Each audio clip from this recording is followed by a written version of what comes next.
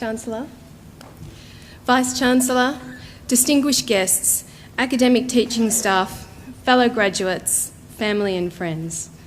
It is with great pleasure and a sense of honour that I stand before you today.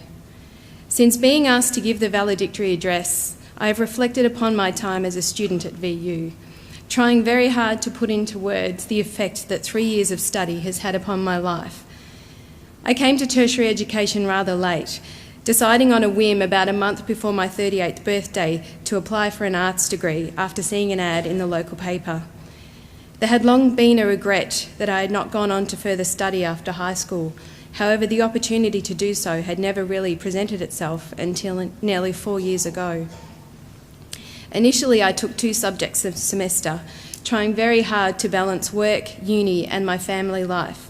But by the end of the first year, I was hooked on learning and determined that it wouldn't take me forever to get my degree. So with the blessing of my amazing husband and supportive children, I gave up a very well-paid job and started to study full-time. While we missed the money, for me, full-time study was a no-brainer. VU was where I wanted to be, and that was due in no short measure to the talented, dedicated and inspiring lecturers and tutors I was learning from. And learn I did. It's amazing how we can go through life, feeling that we are well-informed, culturally aware, literate members of society. However, it wasn't long before my tutors had me questioning not just my own knowledge, but the very ideals and beliefs I had held dear for so long.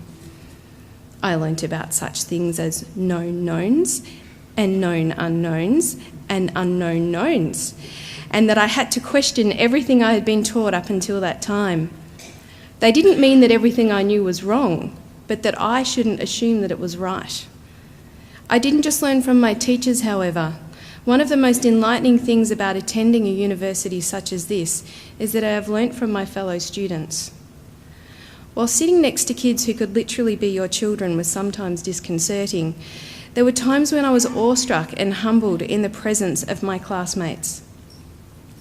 I have heard stories of persecution, first in their country of origin, and then when they finally arrived in Australia, a place in which they had sought refuge. I have watched students struggle with financial hardship, personal loss, living away from home, as well as battling to come to terms with self-organisation and real discipline in study for the first time in their lives. But the majority have made it to the end, and for that they should be proud. It was, however, the lecturers and tutors that kept me coming back to class each week with enthusiasm. Whether it be my professional writing teachers or those from my history major, every one of the lecturers and tutors at VU are grounded in reality.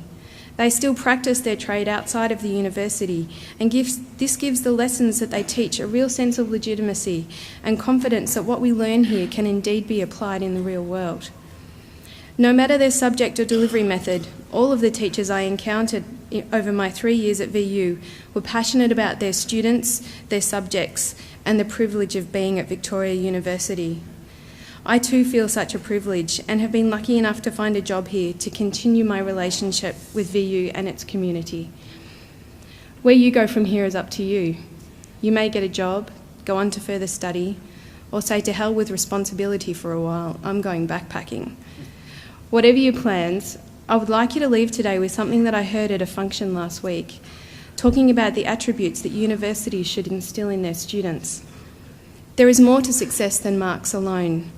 While we can all learn to be writers, philosophers, public relations consultants, scientists and lawyers, what is equally important is that we have walked away from here with key human qualities that will see us through, no matter what unknown knowns life happens to throw at us.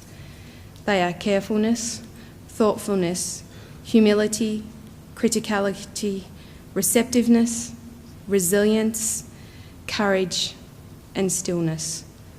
I leave you with those thoughts and wish you all the best with your futures. Thank you.